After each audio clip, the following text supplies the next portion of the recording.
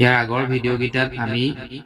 কি শিকিলো প্ৰথম আমি শিকিলো যে লিমিট অফ এ ফাংচন যে ফাংচন এটাৰ আমি লিমিট কেনেকৈ উলিয়াম দ্বিতীয়তে আমি শিকিলো continuity of A function at A point যে যিকোনো এটা পইণ্টত ফাংচন এটা কন্টিনিউটি আমি কেনেকৈ দেখাব পাৰো 3 নম্বৰতে আমি শিকিলো যে ফাংচন এটা যিকোনো এটা পইণ্টত ডিসকন্টিনিউটি কেনেকৈ দেখাব পাৰি ডিসকন্টিনিউটি মানে নট কন্টিনিউয়াস এই তিনটা বস্তুৰ বিষয়ে আমি ইতিমধ্যে আগৰ ভিডিঅ'টোত শিকিলো আজিৰ ভিডিঅ'টোত আমি কিহৰ বিষয়ে আলোচনা কৰিম continuous function The continuous function মানে কি ইয়াৰ ডেফিনিশনস আৰু ইয়াৰ ওপৰত বেস যিখিনি আমাৰ কোৱেশ্চনস আছে এই কোৱেশ্চনস খিনিৰ বিষয়ে আমি আলোচনা কৰিম Continuous function a real function f is said to be continuous if it is continuous at every point in the domain of f আগৰ আমি কি শিকিছিলো যে এটা পইণ্টত আমি ফাংচন এটা কন্টিনিউয়াস দেখাইছিলো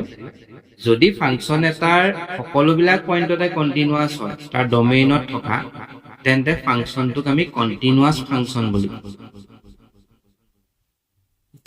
কালি ভিডিঅ'টোত আমি কি শিকিছিলো যে এটা পইণ্ট আমাক দিয়া থাকে ফাংচন এটা কন্টিনিউয়াস হয় নে নহয় আমি চেক কৰিছিলো তে ইয়াত আমি কি চাম যে ফাংচন এটা অকল এটা পইণ্টত কন্টিনিউয়াস হলেই নহব ইয়াৰ সকলোবিলাক পইণ্টতে কন্টিনিউয়াস হ'ব লাগিব ফাংচনটোৰ ডমেইনত থকা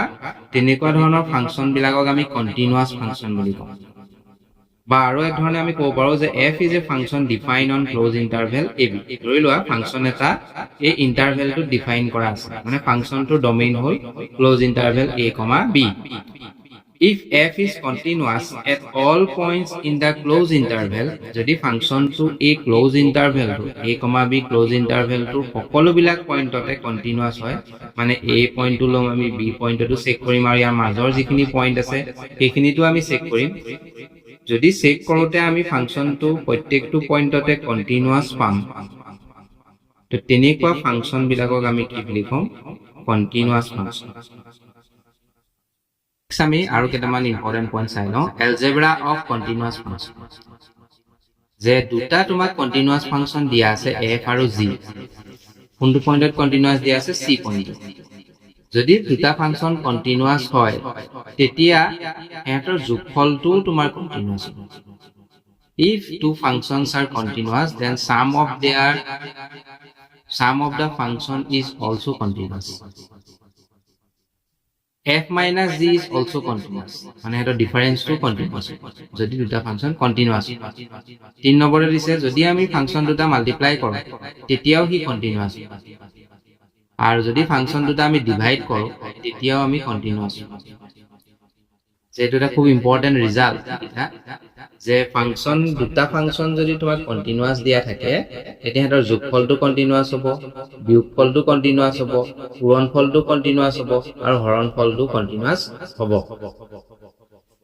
এটা নোট আমি চাই লওঁ if f is a constant function that is ফাংশনটো আমাক দিয়া আছে fx is equal to suppose lambda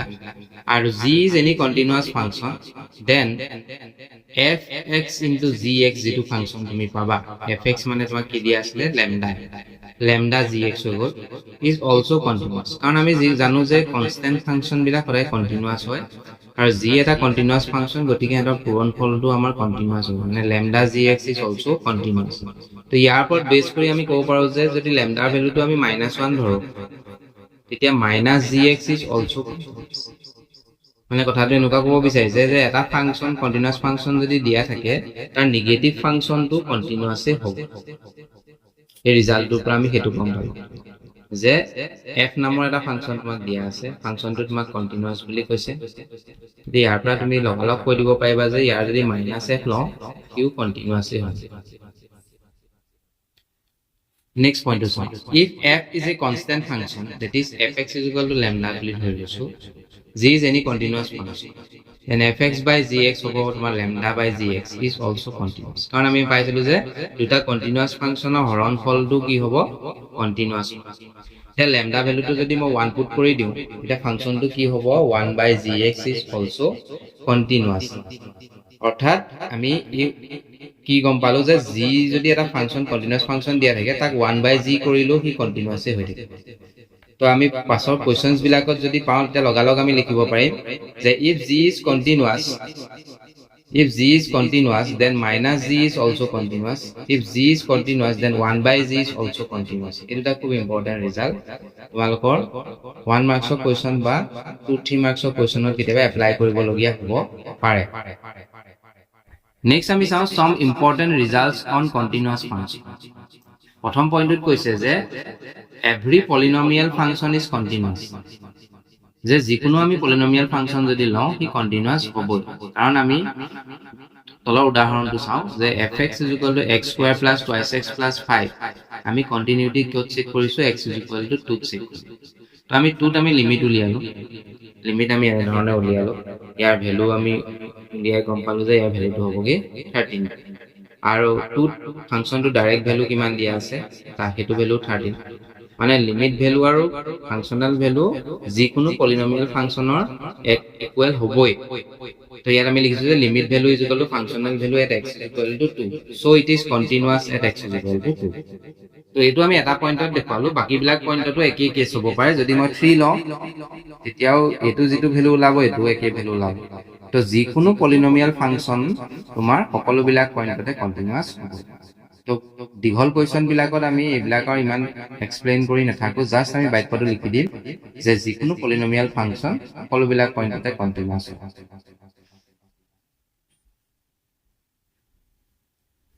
আমি কেইটামান উদাহৰণ ললো x, x²,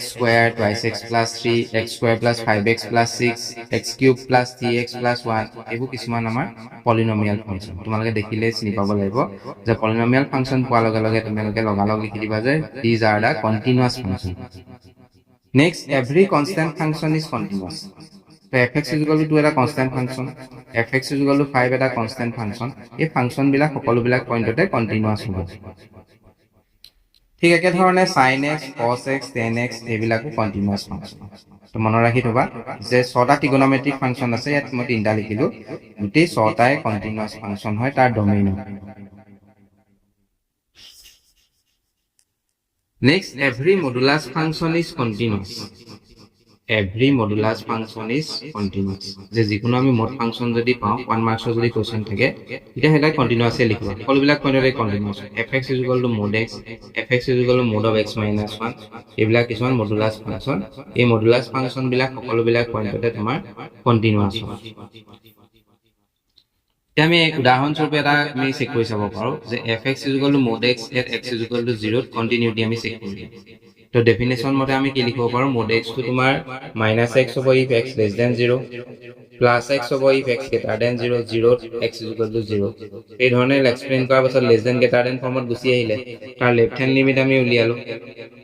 -x ত 0 বহালে 0 হৈ গ'ল। রাইট হ্যান্ড লিমিট তুমি উলিয়ালা, +x ত 0 বহালে 0 আৰু 0 তাৰ ভ্যালুটো 0, গতিকে তিনিটা ভ্যালু সমান হৈ গ'ল আৰু তিনিটা ভ্যালু সমান হ'লে আমি ফাংচনটো কি বুলি ক'ম, কন্টিনিউয়াস বুলি ক'ম। তো তোমালোকে একে ধৰণে তলৰ কোৱেশ্চনটো সলভ কৰি চাবা। Discuss the continuity of the function given by fx = mod of x - 1 at x = 1। তো এক ডিফাইন কৰি লবা। মডুলাস ফাংচন থাকিলে সদায় ডেফিনেশনটো কেনেকে দিবা, যে প্ৰথম তুমি চেক কৰি চাবা যে x ৰ জায়গাত কি বহালে 1 অকি 0 হ'ব। x - 1 কেতিয়া 0 হ'ব, ইয়াত যেটো mod of x - 1 দিয়া আছে, x - 1 পাৰ্টটো কেতিয়া 0 হ'ব, যেতিয়া আমি x ৰ জায়গাত 1 পুট কৰিম। তো 1তে আমি ইয়াক ভাঙি চিঙি পেলাব পাৰিম কেনেকে, যে fx = ইয়াক আমি লিখিব পাৰিম minus of x - 1 if x < 1 plus x - 1 if x < 1, 0 if x = 1। তো x - 1 ৰ ক্ষেত্ৰত যে তুমি চেক কৰি চাবা যে x ৰ জায়গাত কি সংখ্যা বহালে 0 হৈ গুচি যাব, এই নাম্বাৰটোতে ইয়াক বিভাজন কৰিব পাৰিম। <1 হলে নেগেটিভ হ'ব, <1 হলে পজিটিভ হ'ব, 1 হলে 0 হ'ব। বেলেগ এটা আমি চাওঁ, mod of x - 2 দিয়া আছে, fx = mod of x - 2। তো আমি ইয়াত গম পালো যে x ৰ জায়গাত আমি কি বহালে 0 হ'ব, 2 বহালে 0 হৈ গৈছে। 2ত আমি ইয়াক ভাগ কৰি পেলাও, -x - 2 হ'ব if x < 2, plus x - 2 হ'ব if x < 2, 2 বহালে তোমাৰ 0 হ'ব if x = 2। তো এই ধৰণে যিকোনো মডুলাছ ফাংচন পালে তুমি এনেকৈ ব্ৰেক কৰি ল'ব পাৰিবা আৰু ইয়াৰ সহায়ত আমি লেফ্ট হেণ্ড লিমিট আৰু ৰাইট হেণ্ড লিমিট উলিয়াই ইয়াৰ কণ্টিনিউটি আমি চেক কৰিব পাৰিম Next point দিয়া আছে the greatest integer function is continuous at all non-integer যিবিলাক আমাৰ non integer point আছে non integer মানে decimal 1.5 2.5 3.5 এই point বিলাকত আমাৰ greatest integer বিলাক সদায় continuous is not continuous at all integers যিবিলাক integer point আছে এই integer point বিলাক ধৰি লোৱা x = 1 2 3 5 -5 এইবিলাক পইণ্টত greatest integer বিলাক কি হ'ব not continuous তো 1 মাৰ্কছৰ কাৰণে খুব এটা ইম্পৰ্টেন্ট ৰিজাল্ট কেতিয়াবা তোমাক সুধিব পাৰে যে greatest integer টো কন্টিনিউয়াস কেতিয়া হ'ব নন ইন্টিজাৰৰ ক্ষেত্ৰত মানে অখণ্ড সংখ্যা যিবিলাক নহয় এই অখণ্ড সংখ্যা নোহোৱা বিলাকত ফাংচনটো কন্টিনিউয়াস হ'ব আৰু অখণ্ড সংখ্যা বিলাকত ফাংচনটো কন্টিনিউয়াস নহয় আৰু এটা খুব ইম্পৰ্টেন্ট ৰিজাল্ট আমি কোৱেশ্চনছ বিলাকত দেখিমগে যে দুটা ফাংচন তোমাৰ কন্টিনিউয়াস ফাংচন দিয়া আছে fx আৰু gx তেতিয়া এটা যেটো কম্পোজিশন হয় আমি ফাংচন চেপ্টাৰটোত পঢ়িছিলো ৰিলেশন ফাংচনত f not g is also continuous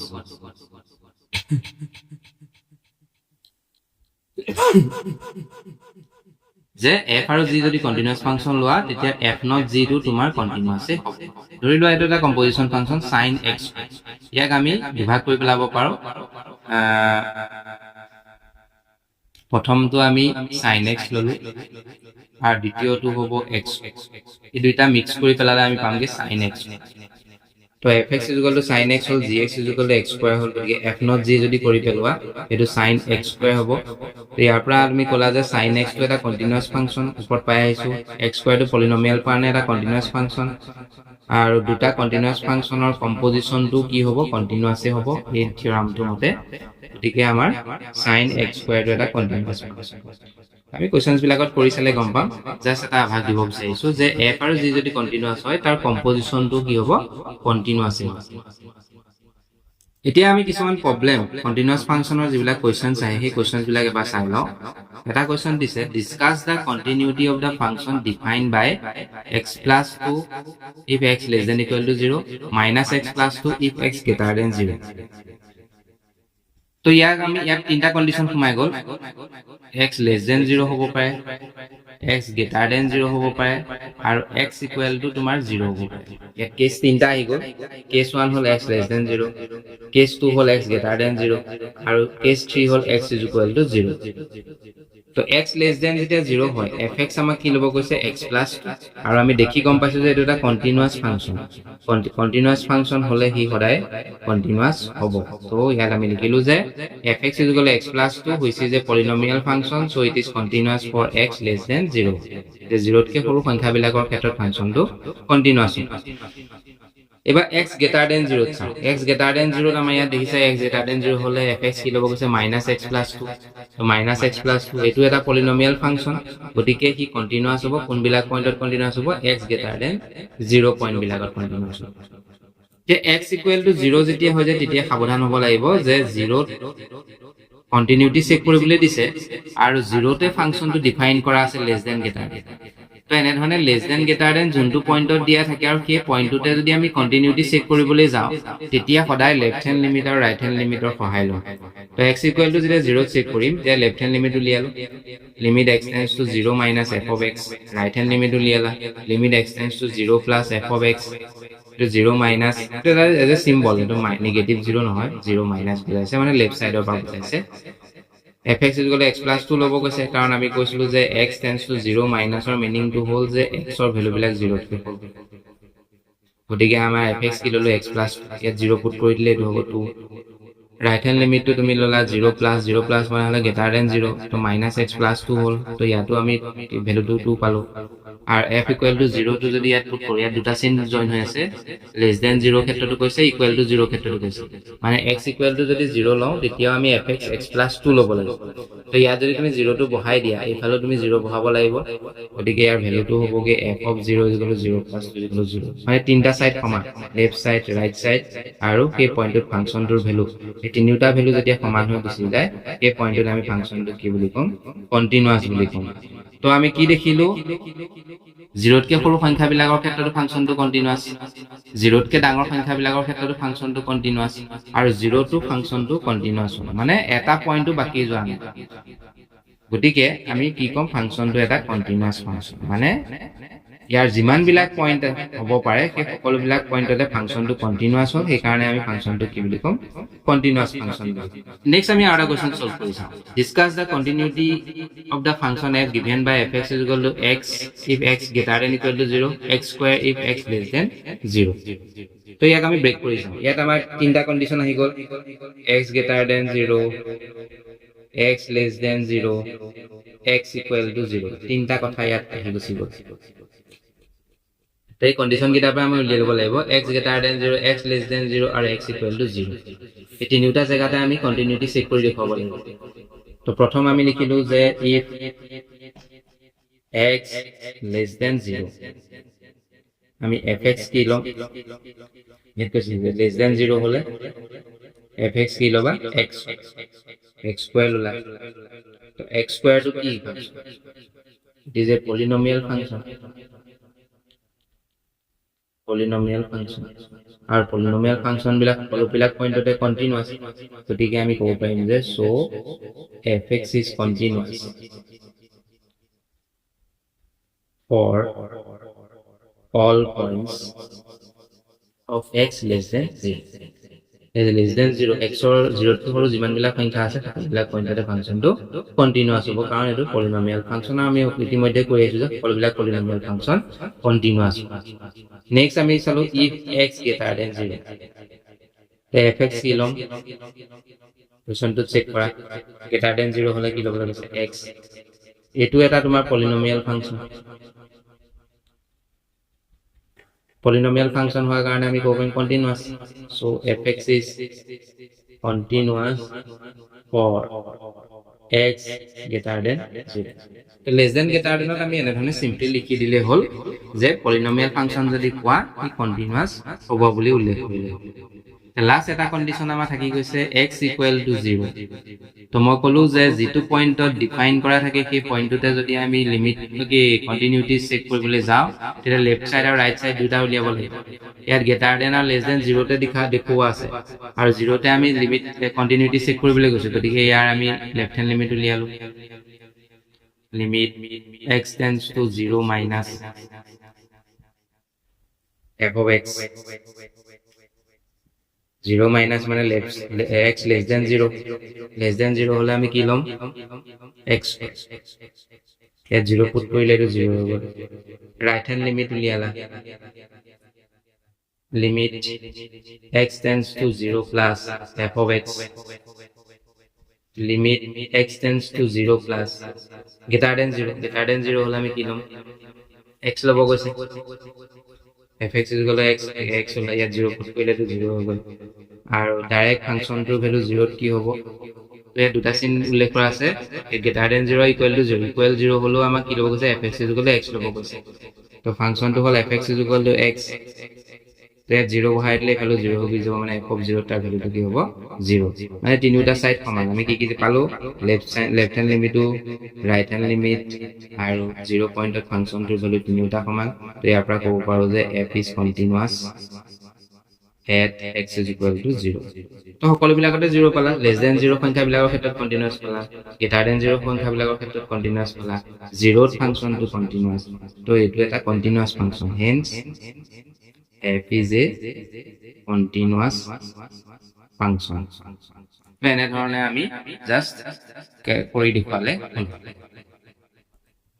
তোমালোকৰ কাৰণে এটা কোৱেশ্চন দিছো যে is the function defined by fx is equal to x plus 5 if x less than equal to 1 x minus 5 if x greater than 1 continuous function হয় নে নহয় check কৰিলে যে তিনি ধৰণে চেক কৰিবা less than 1 হলে কি হ'ব greater than 1 হলে কি হ'ব আৰু equal to 1 হলে কি হ'ব আৰু equal to 1 মানে 1 তে ইয়াত less than greater than দিয়া আছে যে equal to 1 ত যেতিয়া চেক কৰিবলৈ যাবা তেতিয়া ইয়াৰ তুমি লেফট হ্যান্ড লিমিট আৰু ৰাইট হ্যান্ড লিমিট উলিয়াই চেক কৰি দিব লাগিব বাকি কিটা ক্ষেত্ৰত আমি দেখুৱাব নালাগে জাস্ট উল্লেখ কৰিলে হ'ল এটো এটা পলিনোমিয়াল কন্টিনিউয়াস এটো এটা পলিনোমিয়াল কন্টিনিউয়াস গতিকে পলিনোমিয়াল ফাংচনটো কন্টিনিউয়াস less than 1 হলে কন্টিনিউয়াস হ'ব greater than 1 হলে কন্টিনিউয়াস হ'ব equal to 1 জাস্ট চেক কৰি চাবা কন্টিনিউয়াস হয় নে নহয় মানে লেফট সাইড আৰু ৰাইট সাইড দুটা সমান হয় নে নহয় নেক্সট কোৱেশ্চনটো এনেকৈ দিব পাৰে find all points of discontinuity কৰা প্ৰসেসটো একেটাই হ'ব ডিসকন্টিনিউটি মানে কোনটো পইণ্টত ফাংচনটো কন্টিনিউয়াস নহয় উলিয়াব লাগে আগতত আমি কি চাইছিলো যে কন্টিনিউয়াস হয় নে নহয় চেক কৰিছিলো ইয়াত আমি পইণ্টটো উলিয়াই দেখুৱাব লাগে যে যোনটো পইণ্টত ফাংচনটো কন্টিনিউয়াস তো লিখা প্ৰসেসটো একেটাই হ'ব if x less than 2 fx is equal to কি পাবা twice x plus 3 which is a polynomial function so it is continuous at for x less than 2 less than 2 point bilakot function to continuous ebar ami x greater than 2 fx is equal to whole twice x minus 3 which is a polynomial function our polynomial function bilak সকলো bilak point ore continuous so it is continuous for x greater than 3 number question if x is equal to 0 0 ta ami check kori okay sorry x is equal to 2 2 ta ami check kori 2 ta define kora ase to yar ami left hand limit aru right hand limit duita uliyabo lagib left hand limit and right hand limit left hand limit or amar limit x tends to 2 minus f of x limit x tends to 2 minus মানে less than 2 হলে কি হবে আর তো কি লব গেছে twice x plus 3 twice x plus 3 ললা fx ইয়াত যদি x এর জায়গাত ভ্যালু 2 পুট কৰি দিয়া এটো হবগে তোমাৰ 7 রাইট হ্যান্ড লিমিট তো মই উলিয়াই চাও limit x tends to 2 minus 2 plus right 2 plus f of x less than 2 hole fx kilo bole koise oh sorry greater than 2 hole fx kilo hoise twice x minus 3 twice x minus 3 lol here tumi 2 put kori dila to 4 is 4 by 3 minus 4 1 tedi ami dekhilu je lsl aru rsl saman nohol lsl is not equal to rsl so it is not continuous at x is equal to 2 to less than 2 hote continuous hoise greater than 2 hote continuous hoise kin x is equal to 2 function to continuous one nine ane discontinuous aru amak point to uliyabole koise kuntu point of function to discontinuity hoise to ami overall bostu khini sai idea korilu je hence point of discontinuity is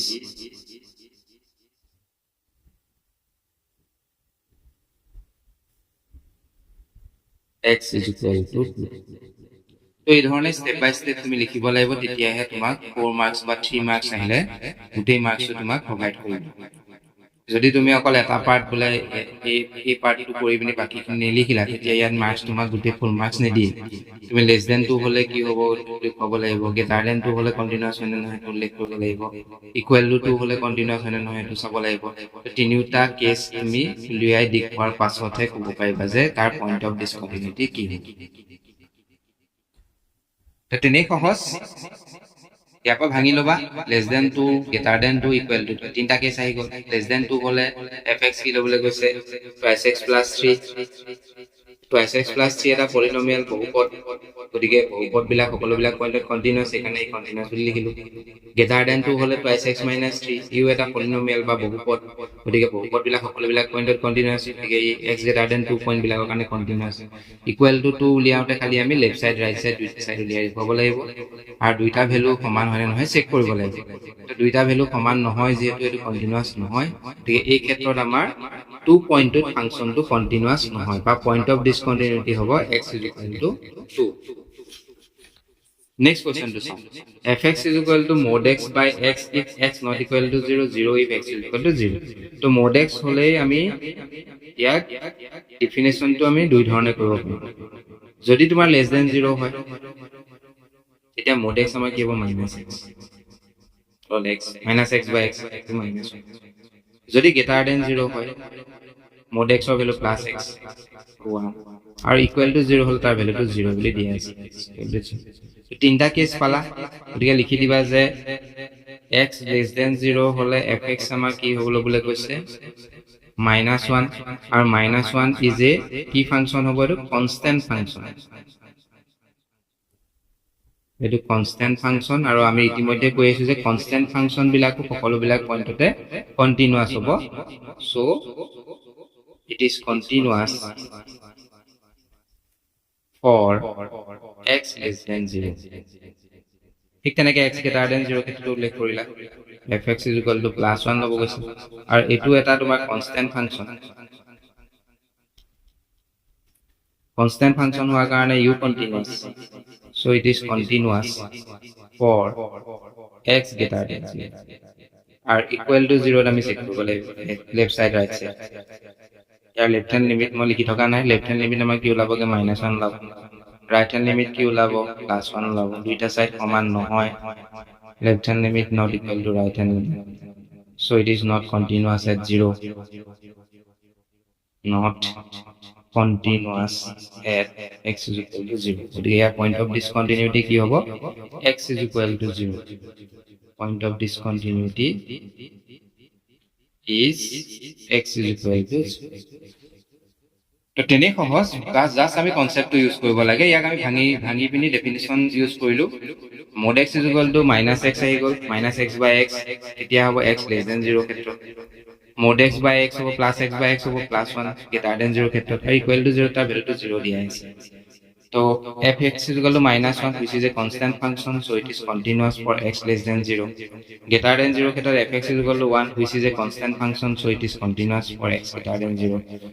are x equal to 0 আমি left hand limit আর right hand limit উলিয়ালো দুইটা side সমান নহয় গতিকে continuous নহয় আর point of discontinuity মানে কোনটো পয়েন্টত continuous নহয় x equal to 0 পয়েন্টত ফাংশনটো continuous নহয়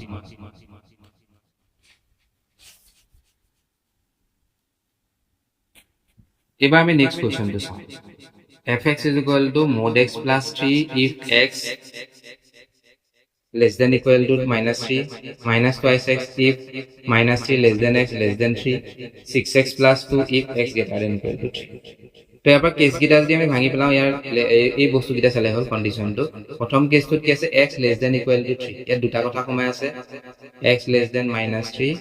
আৰু x equal to 3 এটোটো -3 less than x less than 3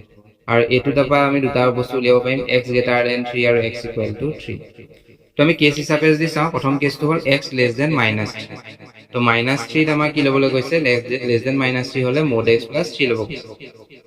আৰু আমি জানো যে less than -3 মানে x less than 0 x less than 0 হলে mod x কি হ'ব -x হ'ব গতিকে mod x ৰ জায়গাত মই -x লিখিলো -x plus 3 আৰু -x plus 3 এটা কি ফাংশন হয় পলিনোমিয়াল ফাংশন হলে হি পয়েন্টত কন্টিনিউয়াস হ'ব তাৰপিছত আমি ইকুৱেল টু -3 চেক কৰিলো ইকুৱেল চিনত চেক কৰিলে সদায় left hand limit right hand limit দুইটা সাইড উলিয়াব লাগিব সিম্বল হিচাপত তুমি এনেকে লিখি ললা less than 3 হলে mod x plus 3 হল greater than 3 হলে minus twice x হল তো mod of -3 plus 3 hall mod চিন থাকিলে minus to plus হলে গুচি যায় এটো plus 6 হল এইফালে আমি ক্যালকুলেশন কৰিও তুমি plus 6 পালা আৰু -3 টো তাৰ ভ্যালুটো যদি চেক কৰো mod -3 plus 3 অৰ্থাৎ এটো 6 পালা সো তিনিটা ভ্যালু সমান তিনটা ভ্যালু সমান হলে আমি কি পয়েন্টেড ফাংশনটো কি বুলি কব কন্টিনিউয়াস বুলি কব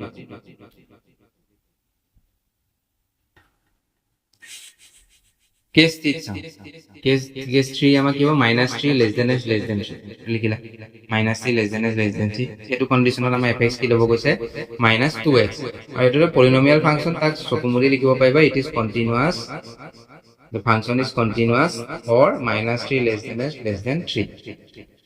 এবাৰ আমি এই কেসটোৰ পৰা দুটা যেটো উলিয়াইছো x greater than 3 আৰু x equal to 3 ইয়াক তুমি চোৱা x greater than 3 হলে fx কি লবলৈ কৈছে 6x plus 2 কোৱেশ্চনটো চাই গলে হল which is a polynomial function so it is continuous for x greater than 3 equal to 3 check কৰিলে সদায় দুইটা সাইড উলিয়াব লাগিব লেফট হ্যান্ড লিমিট আৰু ৰাইট হ্যান্ড লিমিট তুমি উলিয়ালা -6 পালা রাইট হ্যান্ড লিমিট উলিয়ালা 20 পালা দুইটা ভ্যালু সমান নহয় তো ইয়াত আমি দেখিলো left hand limit is not equal to right hand limit গতিকে দুইটা সাইড সমান নহয় এটা কিমান লাগিছিলে আমাৰ -6 আৰু 20 তো গতিকে আমি কন্টিনিউয়াস নহয় বুলি লিখিলো আৰু কোনটো পইণ্টত কন্টিনিউয়াস নহয় point of discontinuity is x is equal to 3 তো আজিলে আমাৰ ইমানেই আমি নেক্সট ক্লাছত ইয়াৰ পাছৰ এক্সাৰসাইজ মানে এক্সাৰসাইজ 5.12 সমাধান কৰিবলৈ চেষ্টা কৰিম গতিকে এই কোৱেশ্চনখিনি এবাৰ চাই ভালকৈ বুজিবলৈ চেষ্টা কৰিম